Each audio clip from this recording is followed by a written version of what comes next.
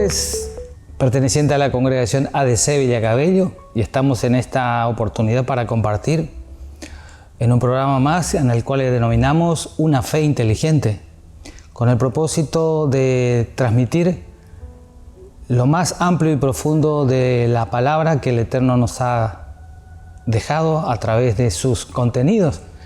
Y en esta mañana queremos trabajar sobre un temita tan importante y tan fundamental en estos días de pospandemia, en el cual estamos acercándonos y en cumplimiento fiel de su palabra, que estos días que están viniendo son principios de dolores.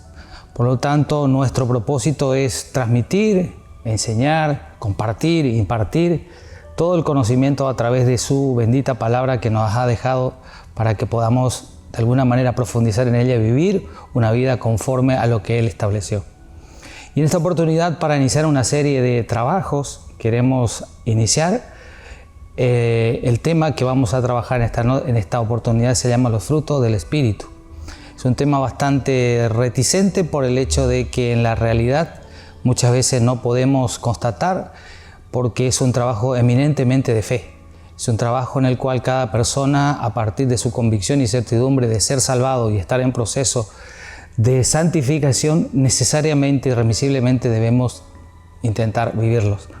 Por lo tanto, en esta oportunidad vamos a trabajar con un verso tan particular como es la epístola de los Gálatas por parte del apóstol Pablo, el cual estaba exhortando a los Gálatas, a los hermanos de Galacia, la congregación en el cual él ya había estado anteriormente, pero en esta vez debía transmitir a los expatriados, como dice 1 Pedro, capítulo 1, verso 1, hablando de estas cuestiones que ya lo conocían y trataban los hermanos y los que estaban en alguna manera volviendo a practicar la fe hebrea, tratando de no volver a practicar las cuestiones del judaísmo. Por tanto, él se sorprende al ver que tan fácilmente se habían vuelto otra vez a las fábulas judaicas, que ya la salvación no pasaba por la fe, sino por una costumbre y fundamentalmente un pacto tan importante para el judío como es el pacto de la circuncisión. Entonces lo que él trataba de volcar es por medio de la circuncisión, pero del corazón, y se admiraba de que han sido rápidamente vueltos a las cuestiones de la religiosidad que tenía el pueblo judaico. Entonces de esta manera él vuelve a exhortar de cierta manera, y entendiendo que la exhortación del concepto original es acercar a nuestros hijos junto a nuestro pecho lo más fuerte posible y con amor y rectitud, transmitirles ciertos conceptos que ya habíamos en principio hablados con ellos. El mismo concepto lo hace Pablo para explicar fundamentalmente las obras de la carne y los frutos del Espíritu. Lo importante es, debemos entender que en los frutos del Espíritu está manifestando una cuestión eminentemente conocedoras los oyentes de esta temática. Y no dice otra cuestión que se refiere a otro fenómeno natural o artificial o humano, sino que está hablando de frutos, y para que haya fruto primeramente tiene que haber un regreso y una semilla que haya germinado. Como ya ellos lo tenían interiorizado las cuestiones de las Sagradas Escrituras dentro de su vida, era mucho más fácil hablar con conocimiento de causa y explicarlos a ellos cómo debían hacer. No había mucho prólogo, porque ya habían, de los cuales muchísimos, de los cuales ya habían conocido las Sagradas Escrituras desde el vientre de su madre, habían practicado, habían vivido una cultura sagrada como para decirle con tanto afecto y con tanto amor y con tanta ternura, decirle hermanos o queridos compatriotas, esto sucede. No, directamente iba a la cuestión, y lo podía hacer él, el único que tenía autoridad, que había sido puesto por Dios para hacer una bisagra generacional entre los gentiles y los judíos, entendiendo que el pueblo judío exclusivamente se refiere a la tribu de Judá y la otra tribu que había quedado, que es la tribu de Benjamín. Los demás son israelitas, los 10 que habían salido expatriados. Por eso en el capítulo 1 de Pedro repite a los expatriados en el Ponto, Galacia, a esa congregación estaba refiriéndose. Entonces Pablo era una persona que tenía esa capacidad de haber participado en distintos estamentos sociales, políticos, económicos y religiosos en su vida, antes de haber aceptado y antes de haber conocido en ese encuentro al famoso que ellos le llamaban el Mesías. Entonces Pablo tenía la autoridad suficiente moral como para explicar esta situación. No había pasado así con Pedro. Pedro era un apóstol que había sido enviado exclusivamente para las los judíos. Sin embargo, Pablo había sido enviado a las ovejas perdidas de Israel, por lo tanto había de alguna manera que retomarlos para que ellos puedan volver otra vez a esa originalidad que habían tenido desde el principio. Pero por la atomización y la dispersión y la diáspora que habían tenido como consecuencia de su desobediencia, tenían que involucrarse otra vez nuevamente en esto para explicarlo y volver a expresar esto que él decía. Me remito al capítulo 6 del libro de Gálatas, en el cual está explicando el capítulo 6 de Gálatas, capítulo 5 de Gálatas, 5, 22 y 23. Dice: mas el fruto del Espíritu es amor, gozo, paz, paciencia, benignidad, bondad y fe. Solamente en esta oportunidad queremos trabajar lo atinente a ese fruto maravilloso que es el amor. Y habla de fruto porque el auditorio que generalmente tenía la oportunidad de oír sus enseñanzas, sus palabras, sus ejemplos, porque era un ejemplo no únicamente en lo teórico, sino que también llevaba una vida completamente entregada a lo que tenga que ver con el apostolado. Y entonces cuando hablaba a su comunidad, entendiendo que el fruto es el producto de un árbol, el producto es de un proceso interno que había sufrido el árbol para que tenga primeramente un desarrollo, posteriormente dar las flores, posteriormente dar el fruto. Entonces hay todo un proceso de transformación para que se llegue a eso. Y lo habla en ese sentido, porque era una cultura eminentemente agrícola. El calendario hebreo es eminentemente agrícola. Responde a los movimientos fundamentalmente de la luz de la luna. Es un calendario lunar que se basa en las estaciones. Por eso las fiestas que ellos están acostumbrados a celebrar, que son parte de todo el pueblo que conoce al Mesías, se celebra generalmente en 2 estaciones, que son la primavera y el invierno. Entonces Pablo estaba remitiéndose exclusivamente al contenido de trasfondo que tenía la fiesta agrícola. Por eso le habla de fruto, no le habla de animales, ni le habla de minerales, ni le habla de otras cuestiones. Eminentemente de fruto, porque el pueblo hebreo conocía las cuestiones de sus ofrendas, que eran fruto de la relación que tenían con la naturaleza. Entonces, cuando habla de fruto, se refiere exclusivamente al fruto del amor. Entonces, cuando hablamos de amor, es el mayor de los sentimientos no humanos. Nuestra vida, nuestra forma de presentación, humanamente tenemos 3 partes: espíritu, alma y cuerpo. Pero ahora tenemos que entender dónde él estaba hablando, a qué tipo de amor estaba hablando. Cuando se refiere al amor que estaba expresando Pablo, se refiere a un amor que alcanza niveles superiores de que muchas veces nosotros los vemos como algo pasajero y algo sensual. Él tiene la otra contraparte cuando explica las otras obras de la carne, para contrarrestar y poner el equilibrio justo entre los frutos del Espíritu y las obras de la carne. Pero en esta oportunidad está hablando en primer lugar está trabajando sobre algo tan grande, que es el amor. Cuando nosotros entendemos que el amor de Dios para nuestras vidas no comienza a partir del nacimiento, sino que ya estaba en los planes eternos de nuestro Creador, vamos a dimensionar en cierta manera. Digo en cierta manera porque nuestros pensamientos son muy inferiores, muy estrechos en comparación de la amplitud y la profundidad que tiene el amor del Padre. Entonces él lo que trata es de bajar en cierta manera el conocimiento de que el pueblo tenía del sentimiento del amor, y trata de manifestarse de esa manera, diciendo el primer fruto del Espíritu. Vuelvo a sostener, el fruto del Espíritu es la parte más interna del ser humano, es la existencia, es la esencia del ser. Sin espíritu no hay alma, y sin alma tampoco hay cuerpo. Lo que nosotros hoy vemos y nos traslada y nos mueve es el templo que nosotros, como él dice Pablo, nosotros tenemos, que es nuestro cuerpo, pero la esencia de toda manifestación humana es el Espíritu. Por lo tanto, en el conocimiento que tenía su auditorio, estaba hablando directamente al Espíritu. Son seres eminentemente espirituales. ¿Por qué? Porque habían sido escogidos en la presencia como pueblo de Dios. Nosotros lo mismo, tenemos esa posibilidad hoy de ser parte de ese llamado, parte de esa predestinación, parte de toda la gloria venidera que va a surgir si somos fieles a Él, manteniendo inicialmente, como dice su palabra, el fruto del amor. Si nosotros entendemos que la bendita palabra que tenemos en nuestras manos, que tenemos tal vez en nuestros equipos de celulares o en cualquier medio, vamos a entender que eso que tenemos en nuestras manos es un contrato de amor. La palabra de Dios, desde donde uno lo mira, es un contrato de amor establecido para que cada uno de nosotros, en la misericordia que Él tiene de nuestras vidas, nos permita un día, no muy pronto, en el cual los síntomas de la humanidad, los síntomas del planeta y del universo están dando señales de que pronto sucederá, es para que un día estemos en su presencia. Y este espíritu y esta alma que hoy tenemos va a ser glorificado y transformado. ¿Por qué? Porque Él nos amó primero a nosotros.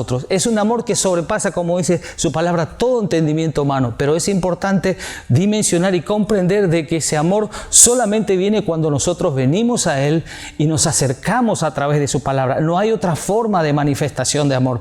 Es la esencia misma de la existencia de todo ser humano para que pueda acceder a ese escape que hay, porque irremisiblemente no es como nosotros nos hicieron creer en las universidades muchas veces, de que existe una tercera alternativa, una tercera opción o cuarta o quinta opción para escapar de lo que eternamente está en nosotros, que es nuestra alma y nuestro espíritu.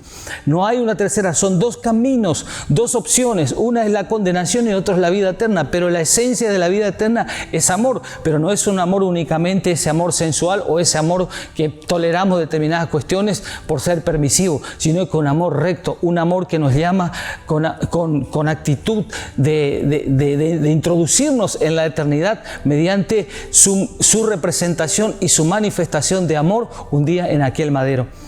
Antes de inclusive de que el Mesías haya sido crucificado en el madero, ya demostró su amor. Demostró su amor cuando en el Edén mineral Él manifiesta dando capacidades sobrenaturales a ese ser que estaba a su lado y ha sido defraudado. Segunda oportunidad de amor, recrea, digo en el buen sentido, recrea el Edén vegetal y lo establece a un hombre y una mujer, donde accede otra vez mediante el pecado a introducirse en esta pareja, y esta pareja reintegra o reintenta o recae en la misma situación pecaminosa. Posteriormente, la tercera vez, vuelve alguien y Él envía a su Hijo, representación máxima de amor, en el cual hoy nosotros podemos tener acceso a su trono de la gracia y tener oportunidad. Estamos en esta oportunidad hablando de estas cuestiones porque entendemos de que el único amor que nos puede redimir, nos puede salvar.